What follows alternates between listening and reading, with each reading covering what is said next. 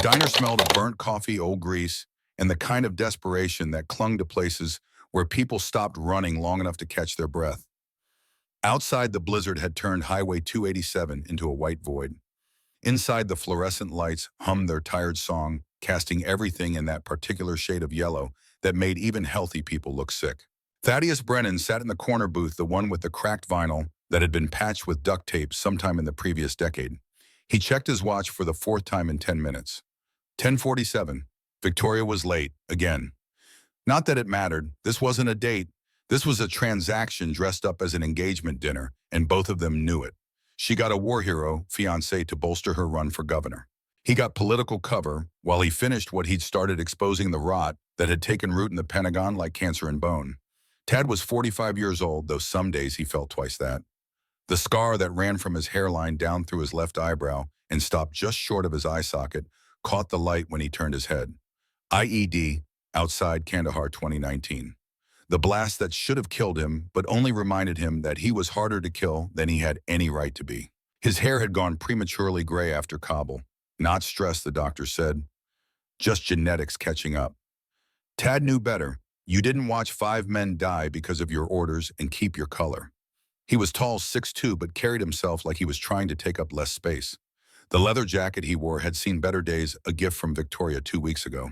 Thoughtful, she'd said. A reminder that someone cares about you. He'd worn it because refusing would have been rude, not because he believed her. The midnight griddle wasn't much to look at. 12 booths a counter with 8 stools a kitchen visible through a pass-through window where a short-order cook with a cigarette dangling from his lips worked the grill with the efficiency of a man who'd stopped caring about health codes around the time Nixon resigned. The neon sign outside read script spelling out the name flickered every few seconds like a heartbeat that couldn't quite find its rhythm. There were 5 other people in the diner. An old man at the counter nursing what was probably his 5th cup of coffee, his hands shaking slightly as he raised the mug to his lips. A trucker in a booth near the door, still wearing his jacket, eating pancakes with the methodical determination of someone who had another 6 hours on the road ahead.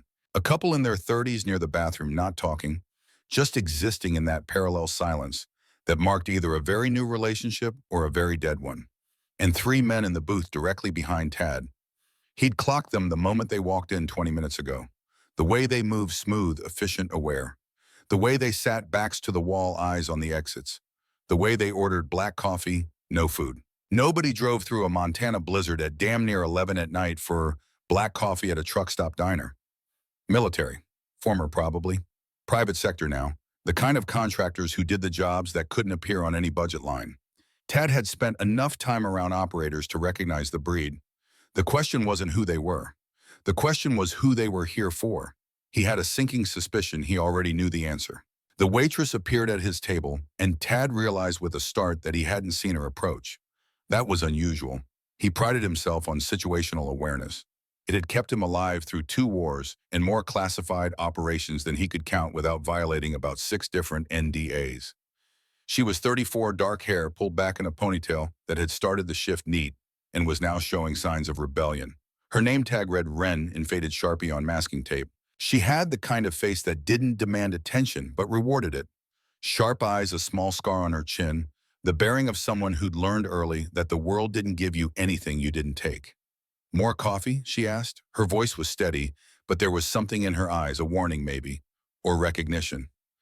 I'm good, Tad said. She didn't move. Her hand, he noticed, was shaking slightly as she held the coffee pot, not from cold or exhaustion, from adrenaline. You sure? She pressed.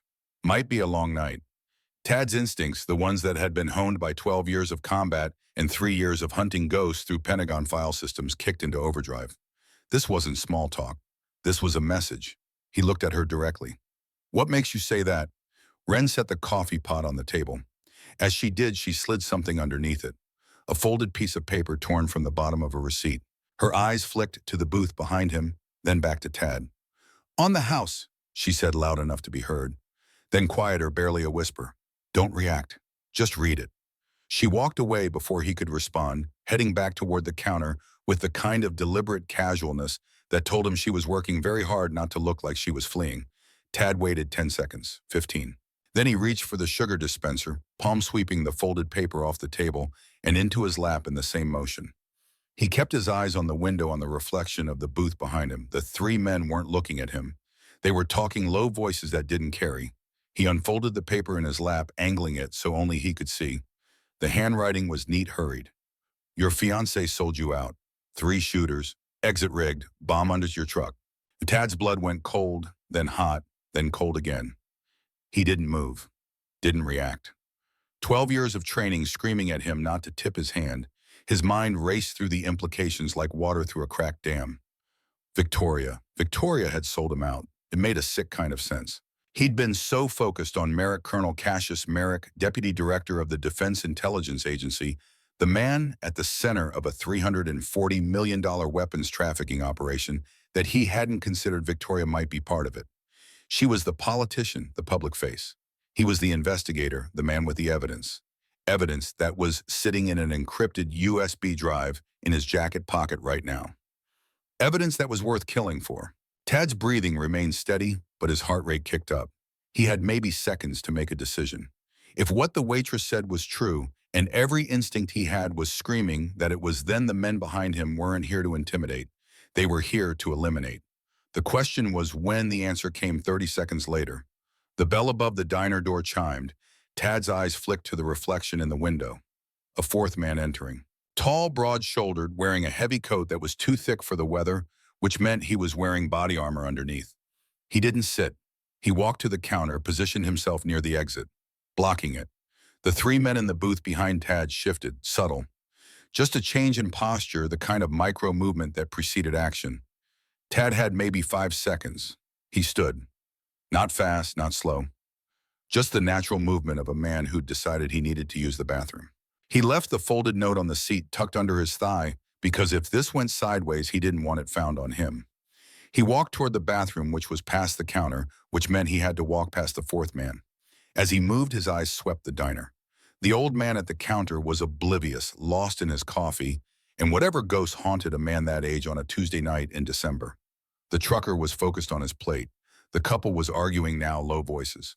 The waitress, Wren, was at the far end of the counter, and when Tad's eyes met hers, she gave the smallest shake of her head. Not the bathroom, the kitchen. Tad adjusted course, angling toward the pass-through window. Behind him, he heard the scrape of a booth bench. Movement. They'd made him. He broke into a run. The short-order cook looked up, cigarette falling from his lips, as Tad vaulted over the counter with a speed that belied his age and the $5,000 a plate fundraisers he'd been forced to attend over the past 6 months. He hit the kitchen floor, skidded on grease, caught himself on a stainless steel prep table. Behind him, shouts, the crash of dishes, the high, terrified scream of someone who'd just realized their Tuesday night had turned into something out of a nightmare. Tad grabbed the first thing his hand found, a cast-iron skillet, heavy black, crusted with decades of seasoning. He spun just as the first shooter came through the pass-through window, gun raised. The weapon had a suppressor. Long black, professional. This wasn't a robbery. This was an execution. Tad swung the skillet with every ounce of strength he had. It connected with the shooter's wrist with a sound like a branch snapping. The gun clattered to the floor. The man screamed, stumbled back. Tad didn't stop. He followed through, bringing the skillet around in a backhand swing that caught the man across the temple. The shooter went down hard, head bouncing off the tile floor. Jesus Christ, the cook shouted, backing away, hands raised. Tad didn't have time to explain. The second shooter was already pushing through the swinging door that led from the dining room to the kitchen. This one was smarter. He didn't rush. He came in, controlled, weapon up, scanning. Tad threw the skillet. It wasn't a good throw, awkward, unbalanced, but it didn't need to be. It just needed to be distracting. The skillet spun through the air, and the shooter flinched, ducked. Tad used the split second to grab the edge of the prep table and flip it. 300 pounds of stainless steel and whatever the cook had been preparing for tomorrow's breakfast special crashed forward. The shooter tried to dodge, but the space was too tight. The table caught him across the legs, drove him backward into the doorframe. Tad was on him before he could recover. He grabbed the man's gun, hand twisted, drove his knee into the shooter's elbow joint. Another snap, another scream. The gun fell. 2 down. Behind him, the back door to the kitchen burst open. Not kicked, that would have made noise. Opened smoothly, professionally. The third shooter. Tad grabbed the faulty gun, a Heckler & Koch with a suppressor chambered in 9mm, and spun. The third shooter was already firing. The first round missed, punched through the stainless steel hood over the stove. The second round caught Tad in the right shoulder, high back, spinning him. Pain exploded through his arm, white hot and immediate. The gun fell from fingers that suddenly didn't work right. The third shooter advanced, weapon steady, eyes cold behind frameless glasses. Professional, efficient, the kind of man who killed for money and slept fine afterward. Nothing personal, Colonel, the shooter said. Tad's vision swam. He was going to die in a truck stop kitchen in Montana, killed by a man who didn't even have the courtesy to hate him. Then Wren was there. She came through the same door Tad had, moving fast, carrying a fire extinguisher from the dining room. She didn't shout, didn't warn. Just swung the extinguisher like a baseball bat at the shooter's head. The man turned at the last second, brought his arm up. The extinguisher hit his forearm instead of his skull, but the impact was enough to send the gun skittering across the floor. The shooter stumbled off balance. Wren dropped the extinguisher, grabbed Tad's uninjured arm. "Move," she hissed. They ran. The back door led to an alley narrow, lined with dumpsters and the detritus of a restaurant that had been operating since before Tad was born. The snow was falling so thick Tad couldn't see more than 15 feet in any direction. The wind hit like a fist, stealing breath, freezing the sweat on his face. His truck, Ford F-250, 4 years old, purchased used because his Army pension didn't stretch to new, was parked at the far end of the lot, 60 feet away. Might as well have been 60 miles. "Not the truck," Wren said, still pulling him forward. "They said bomb. We have to—" The explosion cut her off. The F-250 erupted in a ball of orange flame that turned the falling snow into a momentary galaxy of burning embers. The shockwave hit Tad like a physical thing, drove him and Wren to the ground. His ears rang, his vision blurred. C4. Had to be. Military-grade explosive. The kind that required connections, resources, authorization. The kind that proved this wasn't some contractor freelancing. This was sanctioned, organized, funded. Tad rolled onto his back, his shoulder screaming in protest. He could see figures in the doorway of the diner, backlit by the kitchen lights. 2 of them. The ones he'd put down must have been less hurt than he'd thought. They had maybe 10 seconds before those men reached them. "Can you move?" Wren asked. She was on her knees beside him, checking him over with hands that moved with medical precision. Not a waitress's hands, trained hands. "Who are you?" Tad managed. "Someone who just saved your life. Can you push down?" Tad tested his legs. They worked. His right arm was useless, blood soaking through his jacket, but he'd been shot before. You could function on adrenaline for a while. The bill came due later. "Yeah," a voice from across the parking lot. "Hey, you kids all right?" Tad's head snapped around. An old man, 65, maybe older, was climbing out of a beat-up Ford truck near the garage attached to the diner. He was tall, broad-shouldered, despite his age, wearing coveralls stained with grease and what might have been blood. A shotgun was slung over his shoulder. "We're fine," Wren shouted. "Just—" The first shooter appeared in the doorway, weapon up. The old man didn't hesitate. He brought the shotgun around faster than any 60-something should have been able to move, and fired. The blast was enormous in the confined space of the parking lot. The shooter dove back into the diner. "Get in the damn truck!" the old man roared. Tad didn't argue. He and Wren sprinted. Well, Tad stumbled, and Wren half-dragged him across the parking lot. The old man laid down 2 more rounds toward the diner, not aiming, just suppressing. By time they reached the truck, Wren yanked the passenger door open, shoved Tad inside, climbed in after him. The old man was already behind the wheel, engine roaring to life. "Flint Garrick," the old man said by way of introduction. "Master Sergeant, Army Rangers, retired. And you're in a world of shit, son." "Tell me something I don't know," Tad gasped. Flint threw the truck into reverse tires, spinning on snow and ice, and powered backward out of the parking lot. In the rearview mirror, Tad could see 2 figures emerging from the diner, weapons raised. Flint hit the highway doing 40 in reverse, cranked the wheel, and spun the truck in a 180 that would have made a stunt driver proud. They fishtailed, caught traction, and accelerated into the storm. "Where are we going?" Flint asked. "Away," Tad said. His shoulder felt like someone had poured molten lead into the wound. "Just away." "That's not a plan, son. It's all I've got right now." Wren was in the middle seat, pressed between Tad and Flint, her hands already working on Tad's shoulder. She produced a first aid kit from somewhere, her bag maybe, and was cutting away his jacket with medical shears. "Bullet's still in," she said. "Went in high, probably lodged near the scapula. You're lucky. 2 inches lower, and it would have hit the subclavian artery. You'd be dead." "I don't feel lucky," Tad said. "Lucky is relative." She poured something over the wound, iodine by the smell, and Tad hissed between his teeth. "Who were they?" "Contractors, mercenaries, killers. Take your pick." Who sent them? Tad looked at her, really looked at her. The way she moved, the way she talked, the way she'd assessed his wound with the efficiency of someone who'd done trauma medicine in the field. You first, he said. Who are you really? Wren met his eyes. In the dashboard light, her face was pale composed. Wren Ashford, former NSA Signals Intelligence, then Field Operations. I was fired in 2022 for leaking classified documents about illegal surveillance programs. I've been working at that diner for 18 months trying to disappear. You picked a bad night to stop being invisible. I heard them, she said. The men in the booth. They were talking. They said your fiancé gave them your location. They said someone named Merrick authorized the hit.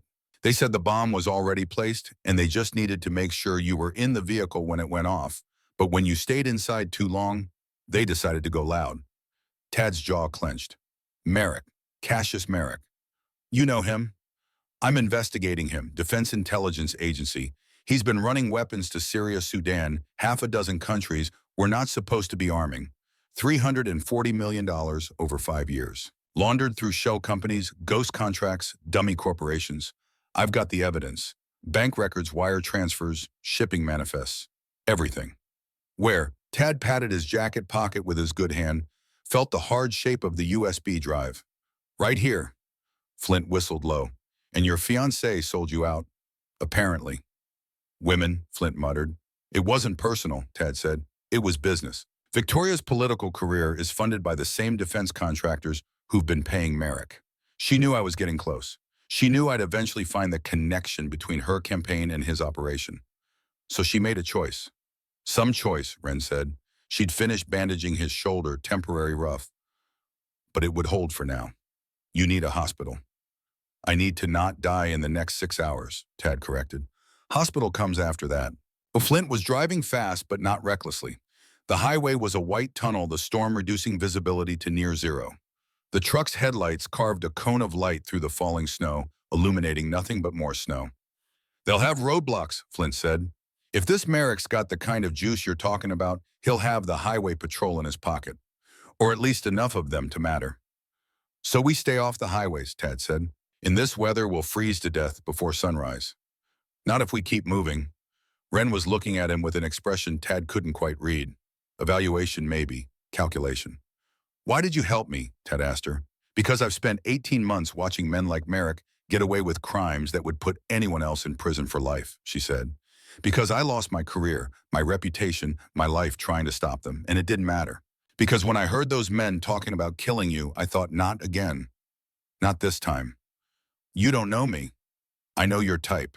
You're the guy who couldn't let it go. The guy who saw something wrong and decided to fix it even if it cost you everything. I used to be that person. Then I got fired, blacklisted, and spent 1.5 years slinging coffee to truckers. You want to know why I helped you? Because helping you is me, helping the person I used to be. Flint spoke up, touching, real touching. But we got a more immediate problem. Tad looked forward. In the rearview mirror, headlights, 2 vehicles, maybe 3, coming fast. They found us, Wren said. How? Tad demanded. We're miles from the diner, in a blizzard. How the hell did they? He stopped, looked down at his jacket. The leather jacket Victoria had given him 2 weeks ago. Thoughtful. A reminder that someone cares about you. Son of a bitch, Tad breathed. He started patting down the jacket, feeling along the seams the lining. His fingers found it in the inner pocket, a small hard lump about the size of a pill capsule sewn into the leather. RFID tracker, radio frequency identification. Passive, didn't need a battery, could be tracked from miles away with the right equipment. He tore the lining open, pulled out the tracker, held it up. Victoria, he said. She knew. She's known where I've been for 2 weeks. Flint swore. Throw it out. Tad rolled down the window. The cold hit like a wall. He threw the tracker as far as his injured shoulder would allow, watched it disappear into the white void. Won't matter, Wren said. They know which direction we went. They know we're in this truck. They'll have our description, our plate number. We have maybe 10 minutes before every cop, every contractor, every asset Merrick has is looking for us. Then we ditch the truck, Tad said. And go where? Flint asked. We're 10 miles from the nearest town. Temperature's dropping. Wind chill's probably 30 below. We won't last an hour on foot. Tad's mind raced. They needed shelter. They needed cover. They needed the forest, he said. 6 miles north, old logging roads. They won't be able to follow in vehicles, and we can lose them in the trees. You sure about that? Flint asked. No, but it's better than staying on the highway and getting run off the road. Flint considered for about 3 seconds. Then he cranked the wheel hard left. The truck left the highway, plowing through a snowbank and onto what might have been a logging road or might have been a frozen creek bed. Tad couldn't tell. The world outside was just white chaos. Flint drove by instinct and memory, following a route that existed more in his head than on any map. Behind them, the headlights turned. Followed. They're committed, Ren said. Good, Tad said. That means they're predictable.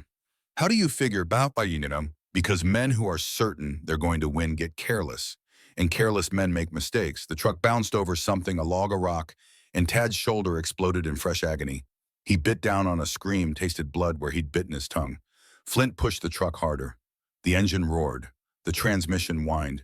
They were doing 40 over terrain that shouldn't have been navigable at 15. Then the trees appeared. Pines tall and dark, their branches heavy with snow. The forest swallowed them like a mouth closing. Flint killed the headlights. They drove by the faint illumination of the dashboard, navigating between trees in near total darkness. It was suicide. It was impossible. It was working. The trees grew denser, the gap between trunks narrower. Finally, Flint brought the truck to a stop in a small clearing, engine idling. End of the line, he said. From here we walk. Tad looked at his shoulder, at the blood soaking through the bandage Ren had applied, at the storm still raging outside. I can walk, he said. Sure you can, Flint said. But his tone suggested he didn't believe it. They climbed out of the truck. The cold was a living thing, something with teeth and claws that dug through clothing and found skin. Tad's breath came out in clouds. His hands shook, and not just from the cold. Ren had a backpack, where had that come from, and was distributing supplies. Emergency blankets, flares, a first aid kit that was more comprehensive than the one she'd used in the truck.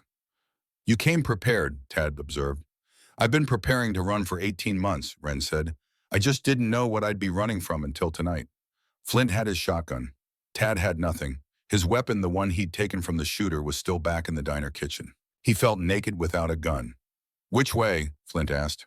Tad oriented himself. The wind was from the north, which meant the storm was pushing down from Canada. They needed to move perpendicular to the wind, east or west. East would take them toward the highway eventually. West would take them deeper into the mountains. West, Tad said, into the high country. There are caves up there, old mining tunnels. We can find shelter. And then what? Ren asked. Then we figure out how to survive until morning. They started walking. The snow was knee-deep in places, thigh-deep in others. Progress was measured in yards, not miles. Tad's shoulder throbbed with every step. His legs felt like lead. The adrenaline that had carried him through the fight at the diner was wearing off, leaving behind exhaustion and pain. He'd been shot before. Mosul 2004, Kandahar 2019. Both times he'd had immediate medical evacuation. Morphine, surgery, recovery in a clean hospital bed with nurses who checked on him every 4 hours. This time he had snow darkness and a 50-50 chance of bleeding out before sunrise. Behind them in the distance, he could hear engines, voices. The hunters were in the forest. Flint heard it too. They're tracking us. The snow will cover our tracks, Ren said. Not fast enough. Tad stopped walking. An idea was forming. Terrible, risky, maybe suicidal, but it might work. The stream, he said. There's a stream that runs through this valley, Clearwater Creek. If we can reach it, we can follow it upstream. The water won't hold our scent. The ice will mask our heat signatures if they're using thermal imaging. You want us to walk in a frozen stream? Flint said flatly. I want us to live through the night. Flint and Ren exchanged a look. Then Flint shrugged. I've done dumber things. Usually involve bourbon, but sure. Let's walk in a frozen stream. They found the creek 15 minutes later. It wasn't frozen solid, the current was too fast for that, but ice clung to the edges, shelf ice that extended several feet from each bank. The water in the center was black, rushing deep enough to drown in. We stay on the ice, Tad said. Step carefully. Test your weight before you commit. If the ice breaks, we die of hypothermia in about 3 minutes. Ren finished. I know, I did the cold weather training at Harvey Point. Harvey Point, Tad said. That's CIA? NSA cross-trains there, long story. They stepped onto the ice. It held. They moved upstream, single-file Flint in the lead with his bulk and experienced Tad in the middle because he was injured, Ren bringing up the rear. The ice groaned under their weight. Once Flint's boot broke through and he had to catch himself on a boulder to keep from plunging into the water. Once Ren slipped and nearly went down, saved only by Tad's instinctive grab with his good arm. The cold was beyond description. It wasn't just the absence of heat. It was an active presence, an entity that worked its way through boots and gloves and jackets to find flesh. Tad's feet went numb after 5 minutes. His hands after 10. He focused on putting one foot in front of the other, on breathing, on not passing out. Above them through the trees, he heard the sound of a helicopter. Heavy rotor wash, military grade. They brought air assets, Ren said. Can't use thermal imaging through tree cover this dense, Tad said. Not effectively, but they can cover ground faster coordinate with ground teams. How many men do you think they have? Flint asked. Merrick, he's got access to DIA resources. Could be a dozen contractors. Could be 50. Depends on how badly he wants me dead. I'm guessing badly, Flint said. They walked for another 20 minutes. Then Flint stopped. There, he said, pointing. Ahead, barely visible through the snow and darkness, was an opening in the rock face. A cave or maybe a mine entrance. Dark, deep, promising shelter. Also promising a dead end if they were wrong. Your call, Colonel, Flint said. Tad looked back the way they'd come. Looked at the cave. Looked at Ren, whose lips were turning blue from cold. We go in, he said. They climbed off the ice shelf up the rocky bank and approached the cave.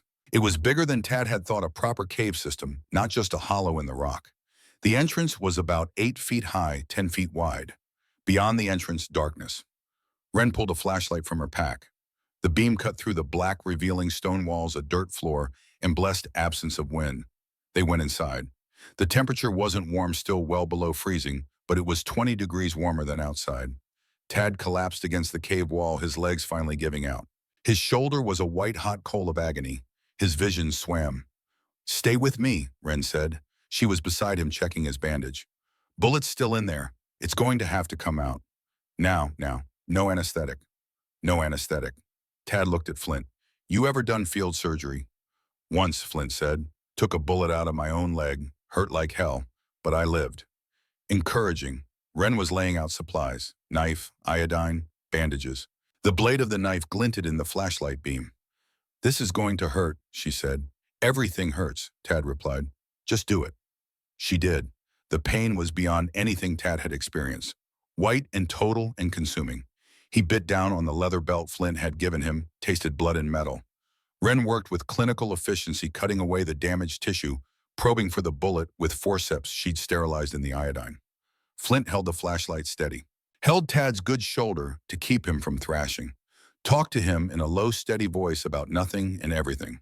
About the Gulf War, about his daughter, about the garage he'd run for 30 years. The bullet came out with a wet sound that Tad would remember for the rest of his life. Ren poured iodine directly into the wound. Tad screamed, the sound echoing off the cave walls, and then passed out. When he woke, it was dark. The flashlight was off. He could hear breathing Ren to his left, Flint to his right. They'd built a small fire somehow. Just coals now barely glowing. The smoke drifted up toward the cave ceiling and disappeared into some natural vent. Tad's shoulder was bandaged tight. The pain was still there, but had downgraded from unbearable to merely terrible. He could move his fingers. Good sign. You're awake, Ren said quietly. Yeah. How do you feel? Like I got shot and had surgery in a cave. Accurate. Upon silence for a moment. Then Tad asked, why did you really help me, the truth? Ren was quiet for a long time. When she spoke, her voice was careful, measured. In 2022, I was part of an NSA operation called Horusai. We were running mass surveillance on American citizens without warrants, without oversight. The program was illegal. When I tried to report it through proper channels, I was told to stand down. When I persisted, I was fired. When I leaked the documents to journalists, I was blacklisted. The story ran for one day. Then it disappeared. Buried by bigger news. Forgotten. Merrick was involved. Merrick was running the liaison between NSA and DIA. He was the one who authorized expanding the surveillance to include military personnel, veterans, anyone who might pose a threat to certain defense contracts. I saw the target list: senators who asked too many questions, journalists who investigated too deeply, whistleblowers like me. Like me, Tad said. Like you. So this isn't just about weapons trafficking. This is about a shadow government, Ren said. Merrick, Victoria, and whoever else is in their network. They're not trying to profit from the system. They're trying to become the system. Tad processed that. It was bigger than he'd thought, worse than he'd thought. The evidence I have, he said, the USB drive, that's just one piece. It's the piece that proves financial crimes. Real crimes with real paper trails. That's what they can't allow to come out. Once the money is traced, everything else unravels. Flint stirred, sat up. You two done with story time because I got bad news. What? I heard voices. About 10 minutes ago. They're sweeping the valley. Systematic, professional. They'll find this cave by dawn. Tad checked his watch. The crystal was cracked, but it still worked. 2:15 in the morning. Dawn was at 7:30. That gave them 5 hours. Then we rest for 3 hours, Tad said. Get our strength back. Then we move before they reach us.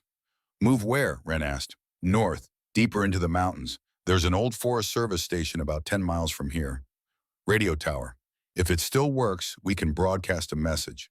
Tell the world what's happening. And if it doesn't work, then we keep moving until we find something that does. Or until they kill us. Those are the only two options. Flint laughed. It was a harsh sound but genuine. You're a real optimist, Colonel. I'm a realist. Reality just happens to be terrible right now. They slept in shifts. Tad took the first watch despite Wren's protests. He needed to think, needed to plan, needed to figure out how to turn 3 people, one injured, one elderly, one with no combat training, into a force capable of surviving against a well-funded, well-equipped hunter-killer team. The answer he knew was that he couldn't, not directly. But he didn't need to win a fight. He just needed to survive long enough to get the truth out. Outside, the storm was dying. The wind had dropped. The snow was tapering off. By morning, the sky would be clear. That was good and bad. Good because travel would be easier. Bad because air assets would have clear visibility. Tad thought about Victoria, about the woman he'd agreed to marry because it was convenient, strategic, beneficial to both their goals. He'd never loved her. She'd never loved him. But he'd thought there was at least respect, professional courtesy. He'd been wrong. She'd sold him out for money, for power, for whatever promise Merrick had made. And today, technically, she would attend his memorial service and cry crocodile tears for the cameras, unless he stopped her. Tad looked at his shoulder, at the blood seeping through the bandage despite Wren's best efforts, at his hands shaking with cold and exhaustion and shock. He'd been shot in Mosul and kept fighting, shot in Kandahar and walked 3 miles to the extraction point. This was just one more bullet, one more wound, one more reason to keep moving. Sergeant Major Owen Briggs had died in Kabul holding a gate so 40 people could escape. He'd taken shrapnel in the chest and kept standing for 6 minutes. 6 impossible minutes. If Briggs could do that, Tad could walk 10 miles through a mountain forest. He just had to remember how to not give up. The watch on his wrist ticked forward. 2:30, 2:45. While in the darkness beyond the cave, something moved. Tad went still, listening. Footsteps. Careful. Measured. He reached over, shook Flint awake, put a finger to his lips, pointed to the cave entrance. Flint heard it too. He grabbed his shotgun. Wren woke instantly, alert, years of field training kicking in. The footsteps stopped. Then a voice. Colonel Brennan, I know you're in there. We can do this easy or hard. Your choice. Tad recognized the voice. The third shooter from the diner. The one with the cold eyes and colder demeanor. How many are with you? Tad called back. Enough. Come out. Hands visible. Nobody else has to die tonight. Yeah, I don't believe you. A pause, then, smart man, but you're also a practical man. You're injured. You're outnumbered. You've got maybe 4 hours before hypothermia or blood loss kills you. The woman and the old man did their best, but it's not enough. You need a hospital. We can provide that. After you kill me. After we recover what you stole, yes. But we'll make it quick. Painless. That's more than you'll get if you freeze to death in that cave. Tad looked at Wren and Flint. Flint was checking his shotgun, 2 shells left. Wren had a pistol Tad hadn't known she was carrying. Small caliber, maybe a .380, against how many men? The answer came a moment later, when Tad heard the distinctive sound of multiple weapons being readied. Bolts sliding, magazines seating, at least 4, maybe 6. What's it going to be, Colonel? The voice called. Tad made a decision. Give me a minute, he called back. I need to think. You've got 30 seconds. Tad turned to Wren and Flint, spoke in a whisper that barely carried. There's a vent, back of the cave. I saw it when we came in. Smoke from our fire was going up through it. Means there's an opening. Maybe big enough to crawl through. Maybe, Ren said. Or maybe it's 6 inches wide and we're trapped. Only one way to find out. What about them? Flint jerked his head toward the entrance. I'll buy you time. How? Tad picked up a rock. Then another. Placed them carefully. 20 seconds, Colonel, the voice shouted. Flint, Tad said. When I start talking, you and Ren get to that vent. Go as fast and quiet as you can. Don't wait for me.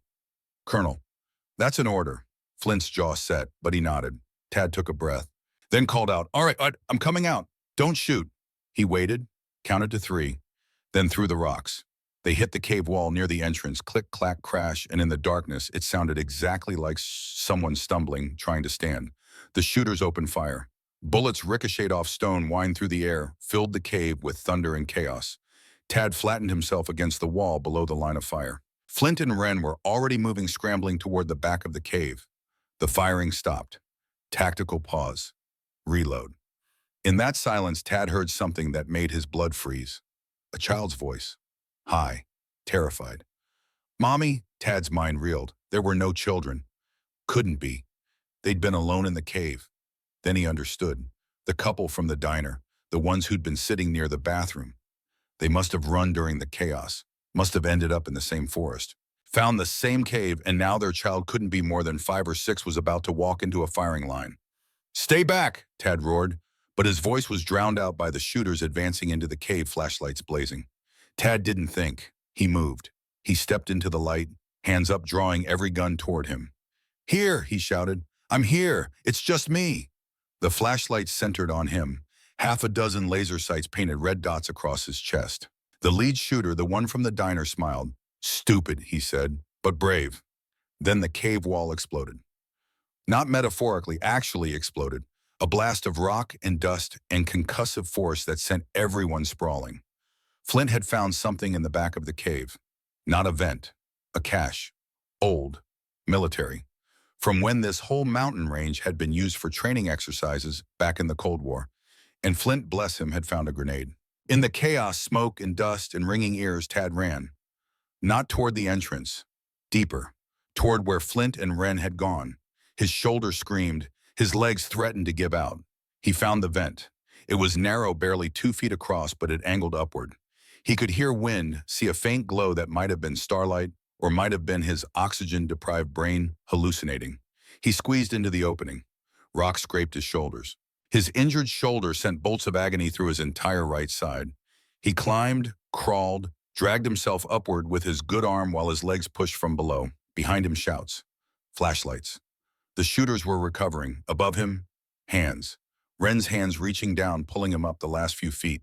He emerged onto a rocky outcropping 50 feet above the cave entrance. The night sky was clearing. Stars visible between breaking clouds. The moon was rising. Flint was there, breathing hard, shotgun held ready. Where's the kid? Tad gasped. What kid? I heard a kid in the cave. Ren shook her head. There was no kid, Tad, just us. Tad's mind spun. The voice had been so clear, so real. Then he understood. Blood loss, exhaustion. His brain was starting to misfire, create sounds that weren't there. He was in worse shape than he'd thought. We need to move, Ren said. Can you? Flint asked. Tad tested his legs. They held. Barely. Yeah. Then let's move.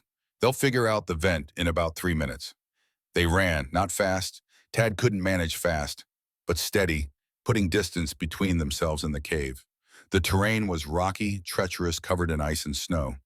One wrong step meant a broken ankle or worse. But they moved. The stars wheeled overhead. The temperature dropped further. Tad's breath came in ragged gasps, clouds of vapor that froze on his beard. He'd been awake for 22 hours. Shot. Chased. Operated on with a knife in a cave. And now he was climbing a mountain in the middle of a Montana winter. This was not how he'd pictured his life going when he'd joined the army at 18. But here he was, still moving, still fighting, still refusing to die on anyone else's schedule. Dawn was coming. In the east, the sky was beginning to lighten, deep purple giving way to lighter shades. They needed shelter before full light. Air assets would be up as soon as visibility allowed. There, Flint said, pointing. A structure. Small, dark, almost invisible against the tree line. The old Forest Service station Tad had mentioned. They stumbled toward it, Tad's vision narrowing to a tunnel, his entire world focused on putting one foot in front of the other. They reached the door.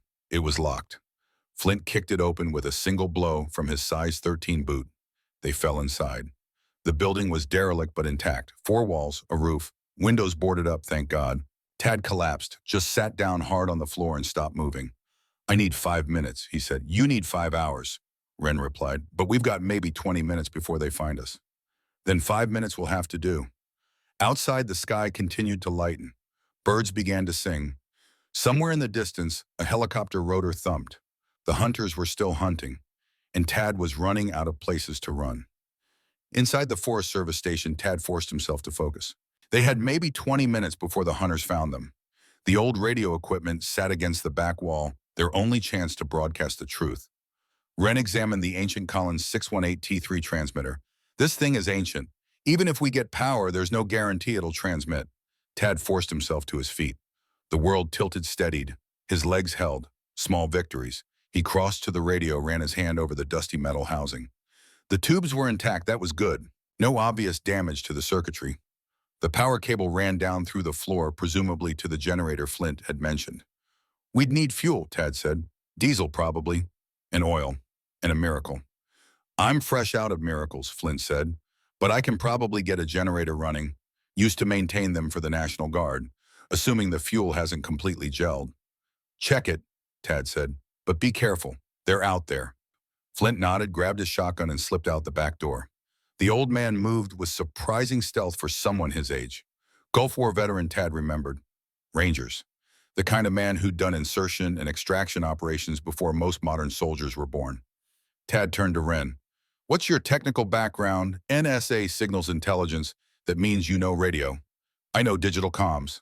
Satellite uplinks, encrypted data streams, that sort of thing. Analog radio? She gestured at the ancient transmitter. This is before my time. Before anyone's time. This thing probably went into service when Nixon was lying about Watergate. But you can figure it out. Maybe, if it works, if we have power, if we're not dead in the next 10 minutes. Always with the optimism. Wren almost smiled. Almost. I learned from you. Outside, the sound of the helicopter was getting closer. Tad moved to the window, looked through the gap. The sky was light enough now to see clearly. The storm had passed completely, leaving behind a landscape of pristine white, broken only by the dark vertical lines of pine trees. Beautiful. Deadly. The helicopter, a Bell 407 civilian model, but probably military surplus, was making a grid pattern search about 2 miles south. Systematic. Professional. They were working their way north, which meant Tad and his group had maybe 20 minutes before the chopper was directly overhead. We need to mask our heat signature, Tad said. They'll be using thermal imaging. With what? Wren asked. We don't have time to build a fire big enough to create a heat bloom, and even if we did, smoke would give away our position. Tad's eyes scanned the station, landed on the potbelly stove, on the metal shelving, on the pile of papers scattered across the floor. The stove, he said. We pack it with paper, metal, and anything that will burn hot and fast. Create a single-point heat source. From the air thermal imaging, we'll see one bright spot, the stove, and our body signatures will blend into the background heat. That's actually smart, Wren said. Don't sound so surprised. They work quickly. Wren gathered papers, old Forest Service reports, weather logs, whatever hadn't rotted to pulp. Tad pulled apart the collapsed desk, breaking it into pieces, small enough to fit in the stove. His shoulder protested every movement, but pain was just information now. His body telling him it was damaged. He already knew that. Flint returned through the back door, moving wires down. Generator's in decent shape, he reported. Fuel tank's got maybe 5 gallons of diesel. Enough for an hour, maybe 2 if we're lucky. But we got a problem. Just one, Tad asked. Ground team, 4 men coming up from the south following our tracks from the cave. They're 200 yards out, maybe less. Tad felt his heart rate kick up, adrenaline cutting through the exhaustion fog. How long until they reach us? 5 minutes, maybe 10 if they're cautious. Are they? They're professionals, so yeah. Tad looked at Wren, at Flint, at the ancient radio that might or might not work. He did the math. They couldn't defend this position, not with 1 shotgun, 1 pistol, and Tad barely able to stand. They couldn't run. Tad would collapse before they made it 100 yards. That left one option. We hide, he said. Let them search the station, find nothing, move on. Hide where? Wren asked. This is one room. There's no basement, no attic, no. Outside, Tad said. He pointed through a gap in the boards, 20 feet from the back door. Snowdrift against that rock outcrop. We bury ourselves in it. They search inside, see the stove, burning figure. We lit it and moved on. They follow the tracks we're about to make leading away from here. What tracks? Flint asked. The ones you're going to make. Take my boots. Your feet are bigger, but stuff newspaper in them. Walk north, make it obvious. Half a mile, then double back using the rock outcrops. Don't leave prints on the return. Flint considered this, nodded slowly. Might work, probably won't, but might. Better odds than fighting. Only slightly. Wren was already pulling on her coat. We need to move. Now. Tad lit the papers in the stove with the lighter Flint handed him. The flames caught grew began consuming the dry wood. Within seconds, the interior of the stove was an inferno. Heat radiated out, warming the frigid air of the station. They slipped out the back door. The cold hit like a fist after the relative warmth inside. Tad's breath caught. His shoulder seized. He pushed through it. The snowdrift was exactly where he'd seen it, a natural formation, where wind had piled snow against a rock face, creating a hollow underneath. Not deep, but deep enough. Get in, Tad said to Wren. She didn't argue. She crawled into the hollow, pressed herself against the rock. Tad followed, his body barely fitting in the space. The snow above them was maybe 2 feet thick, enough to insulate, enough to hide thermal signatures if the helicopter passed overhead, enough to suffocate them if they stayed too long. Flint handed Tad his boots, took Tad's. They were too small for his feet, but he forced them on. 30 minutes, Flint said. Then I'm coming back whether they're gone or not. Make it 45, Tad said. Sell it. Flint looked at him for a long moment, then nodded. He trudged away through the snow, heading north, making sure his tracks were visible and obvious. Tad pulled snow over the entrance to their hiding spot. Not too much they needed to breathe, but enough to conceal. Then he went still. Wren was pressed against him in the confined space. He could feel her breathing. Fast. Controlled. She was scared but managing it.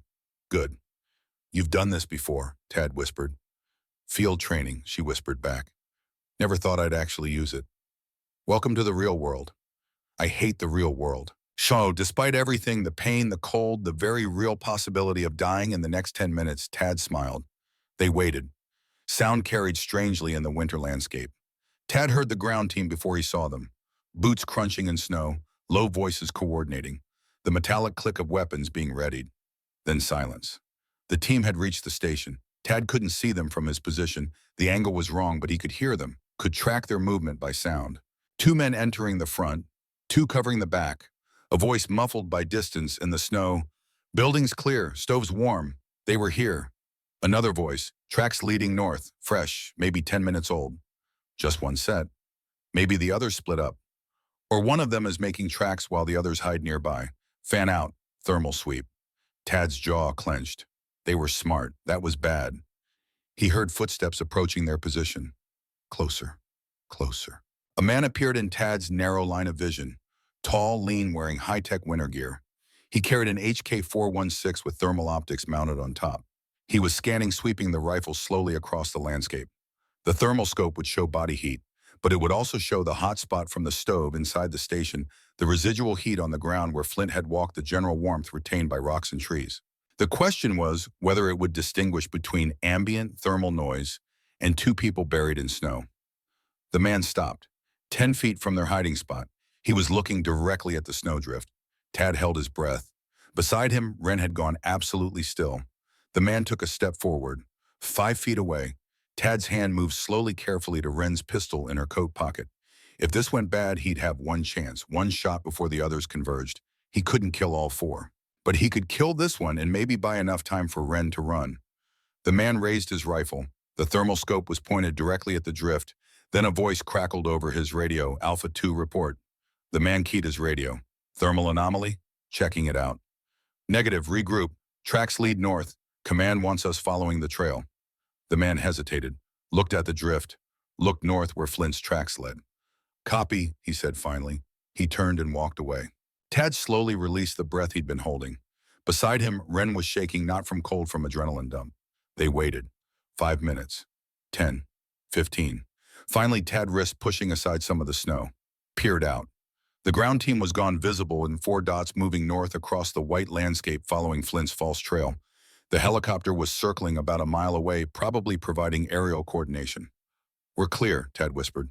They crawled out of the snow, drift muscles, stiff joints, protesting.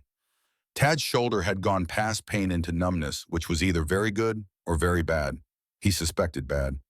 They returned to the station. The stove was still burning, filling the room with welcome heat. Tad collapsed onto the floor near it, soaking up warmth. "How long until Flint gets back?" Wren asked. Tad checked his watch. 20 minutes, maybe less if he moves fast. And then we get that generator running. Get the radio working. Broadcast what we know. They'll hear it. They'll triangulate our position. I know, but by then it won't matter. The message will be out. News stations, emergency frequencies, every radio in Montana will pick it up. You hope? I hope. Wren was examining the radio equipment, tracing cables, checking connections. This thing is ancient. Even if we get power, there's no guarantee it'll transmit. The tubes might be dead, the antenna might be corroded. We might get nothing but static. Then we'll have tried.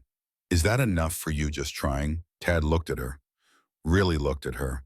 This woman who'd been slinging coffee 2 days ago and was now crouched in an abandoned Forest Service station, covered in snow and blood, helping a man she barely knew fight a war she hadn't asked to join. "No," he said honestly. "It's not enough, but it's all we've got." Wren held his gaze for a moment, then nodded. "Then let's make it count." She went back to examining the radio. Tad watched her work, noting the careful way she touched components, the professional assessment in her eyes.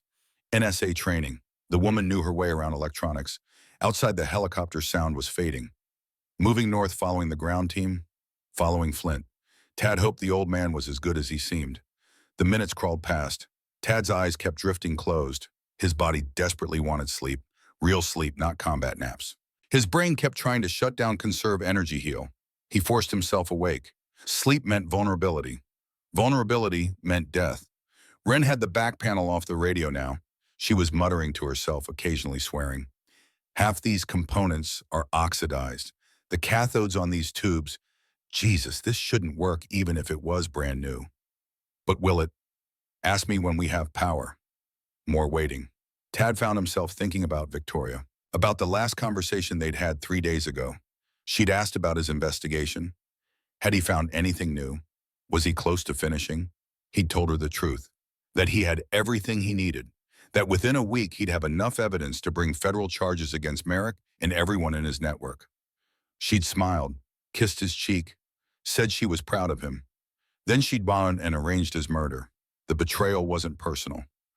That's what made it worse somehow. She hadn't hated him. She just made a cost-benefit analysis and determined he was worth more dead than alive. Cold, pragmatic, evil in the most mundane way possible. A sound outside, footsteps. Tad was on his feet instantly, pain forgotten, survival instinct overriding everything else. He moved to the window, looked out. Flint, trudging back through the snow, moving carefully from rock to rock to avoid leaving tracks. He looked exhausted but intact. He entered through the back door, breathing hard. "They bought it," he said. "Followed my tracks about half a mile. Then the helicopter spotted something else. Some animal tracks, I think, and they diverted. Last I saw, they were heading northeast. How long until they realize they're chasing nothing? Depends how dumb they are, but I'd guess 30 minutes, maybe an hour. Then we've got 30 minutes to get this radio working." Flint looked at the ancient equipment. "You're serious about this?" "Dead serious." "Poor choice of words, son." They went outside to the generator shed.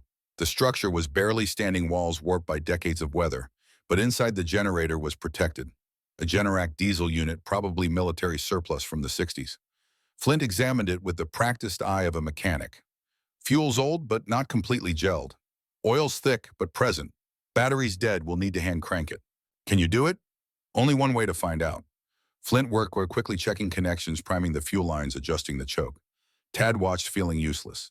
His technical knowledge ended at basic weapons maintenance and field communications. Generators were beyond him. "All right," Flint said after 10 minutes. Moment of truth. He gripped the hand crank, a metal bar that folded out from the engine housing. Put his weight into it. Turned. The engine groaned. Didn't catch. He tried again. Same result. Third time he really put his back into it, and Tad could see the old man's age suddenly. The strain in his neck. The tremor in his arms. The engine coughed. Sputtered. Died. "Come on, you bastard," Flint muttered. He cranked again. This time it caught. The engine roared to life, belching black smoke from the exhaust loud enough to wake the dead. "That's not subtle," Tad shouted over the noise. "Subtle doesn't keep the radio on," Flint shouted back.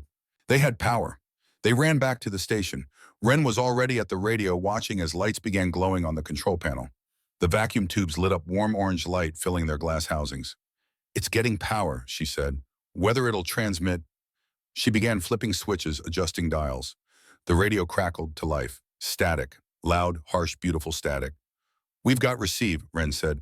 "Let me check transmission." She adjusted the frequency, keyed the microphone. "Test. Test. Anyone receiving more static?" She tried again. Different frequency. "Test. Test." Nothing. She cycled through frequencies, testing, adjusting, recalibrating. Outside, the generator chugged away, burning through diesel that had been sitting in a tank for God knew how many years. "Come on," Tad said under his breath. "Come on." Wren tried another frequency. Emergency band, 156.800 megahertz. She keyed the mic. "Test. This is a test transmission. Anyone receiving, please respond." For a moment, nothing. Then faint through the static. "This is Helena Volunteer Fire Department. We read you weak but readable. Identify." Wren looked at Tad. Her eyes were wide. "We're live," she said. Tad took the microphone. His hand was shaking. From exhaustion, from cold, from the weight of what he was about to do. This was it. The moment that would either save their lives or end them. He keyed the mic. "This is Colonel Thaddeus Brennan, United States Army, retired. Service number BIX 84732211. Call sign Phantom 6. I am broadcasting on open frequency because I need the American people to hear what I'm about to say." He paused, took a breath. "Last night I was targeted for assassination by operatives working for Colonel Cassius Merrick of the Defense Intelligence Agency. The reason I have evidence that Colonel Merrick has been trafficking American weapons to hostile foreign nations for the past 5 years. The total value of these illegal sales exceeds $340 million. Another breath. His shoulder was throbbing again, vision going soft at the edges. "The evidence includes bank records, shipping manifests, and recorded communications between Merrick and his co-conspirators. These co-conspirators include Lieutenant Governor Victoria Harlow of Montana, who arranged my assassination in exchange for her political advancement." He could hear the generator outside, could hear Flint at the window watching for the hunters who would inevitably come. "I am transmitting this message from an undisclosed location in the Montana wilderness. I am wounded, I am being hunted, but I am alive and I will not be silenced." His voice was getting stronger now, the exhaustion falling away. This was what he'd trained for, what he'd prepared for. The moment when you stood up and told the truth regardless of cost. If you're hearing this, if you're a journalist, a federal agent, a concerned citizen, I'm asking you to investigate. The evidence is on a USB drive in my possession. If I die, others have instructions to release it, but I'd prefer not to die. Almost smiled at that. To Colonel Merrick, you failed. To Governor Harlow, your career is over. To everyone else in this conspiracy, turn yourselves in, because I'm not the only one who knows. And the truth doesn't care how many people you kill. It just keeps coming. He released the key, set down the microphone. The station was silent except for the static from the radio. Then through the static voices, dozens of them, radio operators across Montana responding, relaying, broadcasting. The message was out, spreading like wildfire. Wren was staring at him. "You really did it. We did it. They're going to come for us now. Everyone, every asset they have." "I know. So what do we do, Basharum?" Tad looked at Flint, at Wren, at the radio still crackling with voices. "We wait," he said. "Help is coming. We heard it on the radio. Sheriff's Department, FBI. 40 minutes out. We just need to hold until then." Flint chambered around in his shotgun. "Then let's make them work for it." Outside in the distance, the sound of the helicopter changed pitch. It was coming back. Fast. They'd heard the broadcast, and they were coming to silence it permanently. Tad moved to the window. Through the gap in the boards, he could see the helicopter maybe 2 miles out, closing fast. Behind it, vehicles. 4 of them, moving up the fire road that led to the station. He checked his watch. They'd been broadcasting for 4 minutes. 4 minutes to change everything. 4 minutes that had just put them at the center of a target that every contractor, every corrupt official, every person with something to lose would be aiming at. "How many rounds do we have?" Tad asked.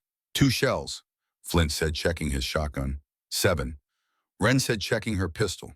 One in the chamber. 9 rounds total, Tad said. Against how many? More than 9, Flint said. Tad looked around the station. 1 room, boarded windows, 2 doors. Indefensible by any military standard. But sometimes you didn't need to win. You just needed to survive long enough for the wind to arrive from somewhere else.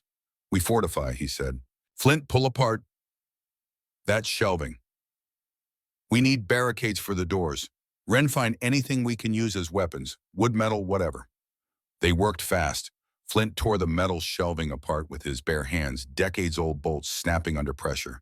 They jammed the pieces against the front door, wedging them into gaps in the floor. It wouldn't stop a determined assault, but it would slow one down. The back door got the same treatment. Now they had 2 fortified positions and no way out if things went bad. Tad was betting things would go bad. The helicopter was close now, close enough to see details. Bell 407 civilian paint job, but military hardware visible on the exterior. A door gunner was positioned with what looked like an M240 machine gun. They're not playing, Flint observed. Neither are we. The helicopter made a pass over the station low enough that the rotor wash shook the building. Dust rained down from the ceiling. The generator outside sputtered but kept running. Then the helicopter peeled off, circled back to a safe distance. The ground vehicles arrived. 4 SUVs, black, expensive. They stopped 300 yards from the station doors, opening, men emerging. Tad counted. To 12 men, all armed, all moving with military precision. 12, he said. Yeah, I see them, Flint replied. We have 9 bullets. Yeah, I can count too. Just making sure we're on the same page. We're on the same page. It's a bad page, but it's the one we're on. The men were forming up, setting up positions, not rushing, taking their time. They knew their targets were wounded, trapped, outgunned. No need to rush when you had all the advantages. A voice crackled over a loudspeaker, probably mounted on one of the SUVs. Colonel Brennan, this is your last chance. Surrender the USB drive and we'll allow the others to leave. You have my word. Tad didn't bother responding. The voice continued. We have overwhelming force. You have nowhere to run. Be reasonable. I've never been reasonable, Tad muttered. He looked at Wren, at Flint. Listen, help is coming. Sheriff's Department said 40 minutes. We've burned maybe 5. We need to hold for 35 more minutes. 35 minutes is a long time when people are shooting at you, Flint said. Then we make every second count. The loudspeaker again. Final warning, Colonel. Surrender or we will use lethal force.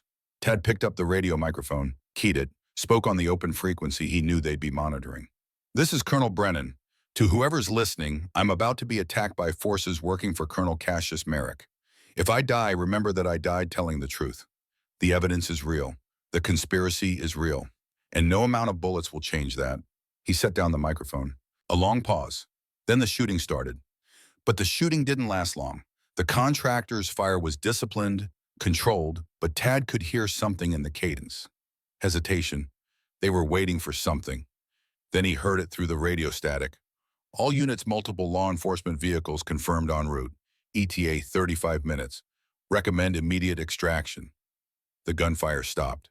Tad risked a look through the gap in the boards. The contractors were pulling back, loading into their SUVs. The helicopter was already gaining altitude. They're leaving, Wren said, disbelief in her voice. They can't risk a shootout with the FBI boy, Flint said. Not when half the state heard that broadcast. The convoy of SUVs disappeared down the fire road. The helicopter sound faded. Silence settled over the forest. Tad's legs gave out. He sat down hard back against the wall. We did it. We survived, Wren corrected. That's not the same as winning. Close enough for now. The radio crackled. This is Sheriff's Deputy Mike Chen Lewis in Clark County. Colonel Brennan, if you're receiving, we've got your location. Units are responding. Current ETA 30 minutes. Can you hold? Tad grabbed the mic. Deputy Chen, this is Brennan. Hostile forces have retreated. We're secure for now, but be advised they may regroup. Copy that, Colonel. We're bringing everything we've got. State Police, FB, even the Forest Service. You made a lot of noise. Half the state is mobilizing. That was the idea. Brennan out. Tad set down the microphone and closed his eyes. Just for a moment, just to rest. When he opened them, Wren was shaking him. Tad, we need to move. Now. What, why? The radio, FBI is taking Highway 12 to reach us. That's the main route from Helena. If Merrick's people want to destroy the evidence before it reaches the FBI, Tad's eyes snapped fully open. They'll hit the convoy. Take the USB drive. Exactly. He forced himself to stand. His body screamed in protest. How far is Highway 12? Maybe 3 miles south of here, Flint said. He was already at the door. If we move fast, we might be able to warn them. They stumbled out of the station. Tad's shoulder was a furnace of pain. His legs felt like they belonged to someone else. But he moved. They'd come too far to lose now. The sheriff's convoy arrived 20 minutes later. Deputies swarmed the station, securing the scene, photographing bodies, collecting evidence. Tad gave a brief statement to Deputy Chen, a tired-looking man in his 50s, who kept shaking his head as Tad described the siege. You held them off with 9 bullets, Chen said. That's either the bravest thing I've ever heard or the dumbest.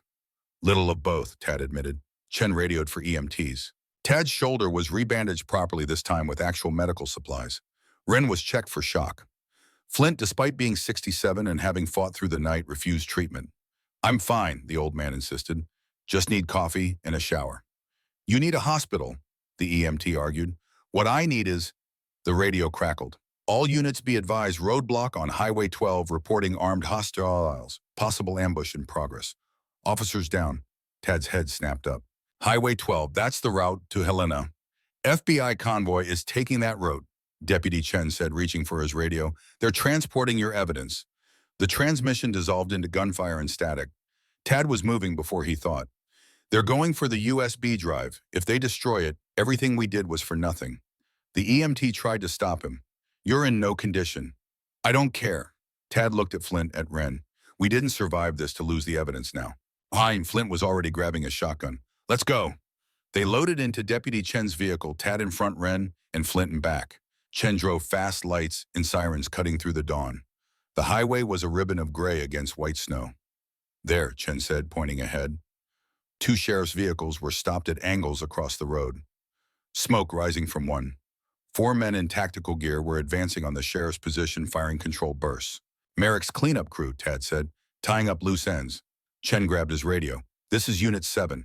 We have hostile contact, Highway 12 mile marker 43, requesting immediate backup. One of the contractors spotted their approaching vehicle, swung his rifle toward them. Down, Tad shouted. The windshield exploded. Chen jerked the wheel. The vehicle skidded, fishtailed, slammed sideways into a snowbank. Tad's shoulder erupted in fresh agony as he was thrown against the door. His vision grayed. He forced it clear. Everyone out now. They scrambled from the vehicle. Tad had no weapon. Flint had his shotgun, 2 shells. Ren had the rifle she'd taken from the station. Deputy Chen had his service pistol, 4 of them against 4 contractors. But the contractors had position cover and automatic weapons. We flanked them, Tad said. Ren, you and Chen suppress from here. Flint with me. We go wide, come in from their 6. You can barely stand, Ren protested. I can move. That's enough. They split up. Tad and Flint moved through the tree line, using the forest for cover. Every step sent lightning through Tad's shoulder, but he pushed through it. Pain was just information. They came up behind the contractor's position. The men were focused on the sheriff's vehicles, laying down, suppressing fire. Flint tapped Tad's arm. Pointed. One contractor was separated from the others by maybe 10 yards. Isolated. Vulnerable. Flint raised his shotgun. But before he could fire, the contractor spun. He'd heard something. Seen movement. His rifle came up. Flint fired first. The blast caught the contractor, center mass, driving him backward. But the other 3 contractors heard the shot. Turned. Contact rear, one shouted. They opened fire. Rounds tore through trees. Bark exploded.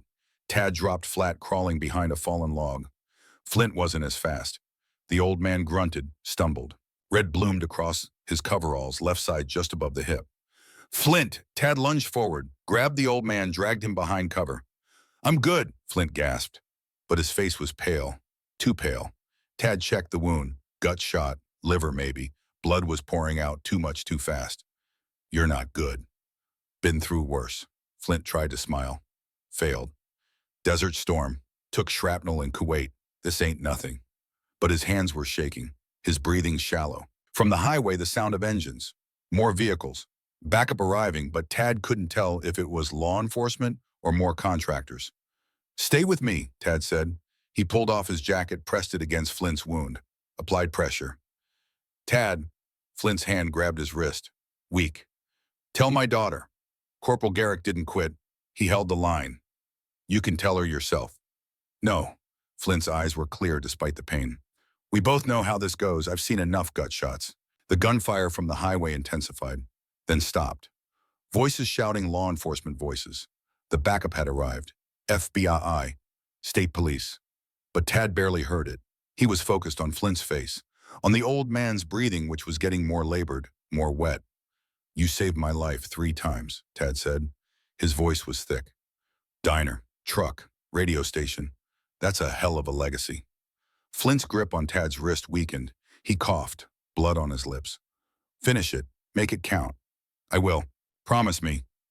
I promise. Well, Flint nodded, seemed satisfied. His eyes drifted closed. Flint. Tad shook him gently. Flint. No response. Tad pressed his fingers to the old man's neck. Felt for a pulse. Nothing. He sat back, stared at the body of the man who'd saved his life 3 times. The man who'd fought beside him through 2 days of hell, who'd hand-cranked a generator at 67, who'd made jokes about burnt pancakes while they were being hunted. Gone. Footsteps approaching. Wren appeared through the trees, rifle raised, then lowered when she saw them. Tad. She saw his face. Saw Flint. Oh, God. He's gone. Wren knelt beside them, placed her hand on Flint's chest, bowed her head. They stayed like that for a long moment. The forest quiet except for the distant sound of law enforcement securing the highway. Finally, Tad stood. His legs were unsteady. His shoulder was bleeding again, but he was still moving. We need to go, he said. They'll want statements. Tad, later. His voice was flat, controlled. We grieve later. Right now, we finish this. He reached down, took Flint's dog tags, closed the old man's eyes, then he walked toward the highway. Wren followed. Behind them in the snow, Master Sergeant Flint Garrick, Army Rangers, Gulf War veteran, lay still. 67 years of life, 3 tours, 2 Purple Hearts. He'd held the line. The sheriff secured the scene. The contractors were dead or in custody. The FBI convoy intact, the USB drive safe continued to Helena under heavy escort. An EMT tried to check Tad's shoulder. He waved her off. There's a man in the trees, he said to Deputy Chen. Master Sergeant Flint Garrick. He needs to be brought back with honor. Chen nodded, radioed for the coroner. Tad stood on the highway watching snow begin to fall again. Light, gentle, nothing like the blizzard that had started all this. Wren appeared beside him, didn't say anything, just stood there. He didn't have to come, Tad said finally. Could have driven away that first night. He had no stake in this. He had you, Wren said. That was enough. Tad looked at her. Is one person enough reason to die? Ask me when this is over. They loaded into an ambulance. This time Tad didn't protest. He sat on the stretcher, staring at nothing, feeling the weight of the Flint's dog tags in his pocket. 3 men he'd watched die, Sergeant Major Briggs in Kabul, Patterson in Kandahar, now Flint on a Montana highway. The pattern was clear, but they'd won. That had to mean something. It had to. 6 months later, the midnight griddle looked exactly the same. Same cracked vinyl booths, same flickering neon sign, same smell of burnt coffee and grease that never quite washed out. But Tad was different. He stood behind the counter at 6 a.m. on a Tuesday pouring coffee for the early shift truckers. His shoulder moved stiffly. Physical therapy had helped, but he'd never have full range of motion again. The scar tissue was permanent. He didn't mind. Order up, he called, sliding a plate of pancakes across the counter. The trucker, same guy who'd been here that night 6 months ago, looked at the pancakes, looked at Tad. These are burnt. They're caramelized, Tad said. Culinary technique. They're burnt. Eat them anyway. The trucker grinned, did as he was told. Tad had turned down the Medal of Honor, turned down the book deals, the movie rights, the speaking tour. He'd testified before Congress, handed over everything he knew, then walked away. The Pentagon investigation had brought down 47 people. Merrick was facing life in federal prison. Victoria's estate was being liquidated to pay restitution, and Tad was cooking breakfast. The bell above the door chimed. Wren walked in carrying flowers, yellow roses, Flint's favorite. She wore civilian clothes, but the bulge of her service weapon was visible under her jacket. Deputy Director of Counterintelligence at NSA. She'd climbed back. You're late, Tad said. Traffic. She set the flowers on the counter. Ready? Let me finish this order. He plated 2 more breakfasts, delivered them, then untied his apron. The owner waved him off. Take your time. Job's here when you get back. They drove to Montana State Veterans Cemetery.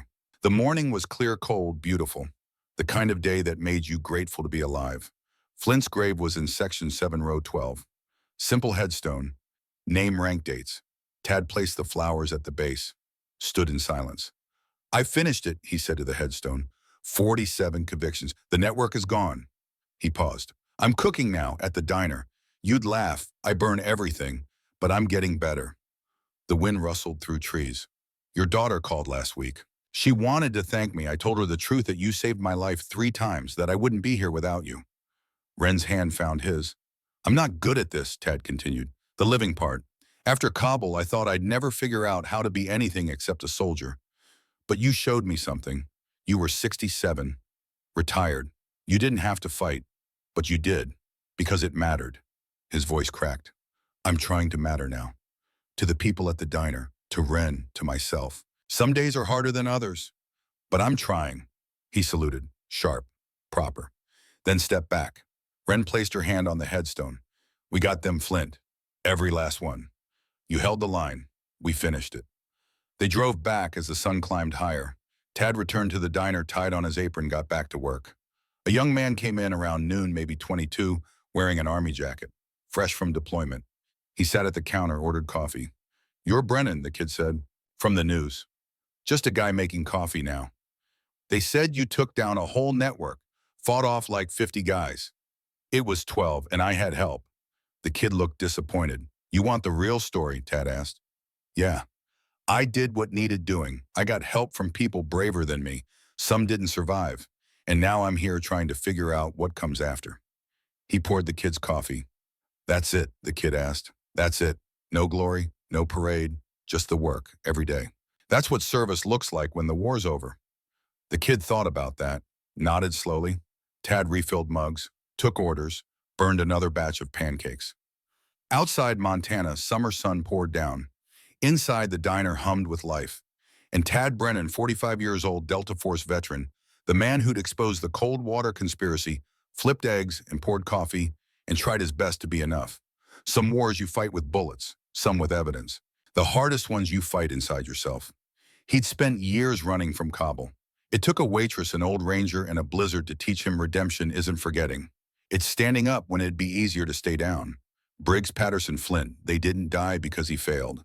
They died because they refused to quit. That's what he was cooking for now. People who refused to quit. And yeah, sometimes he burned the pancakes. But he was still here, still cooking, still trying. That was enough.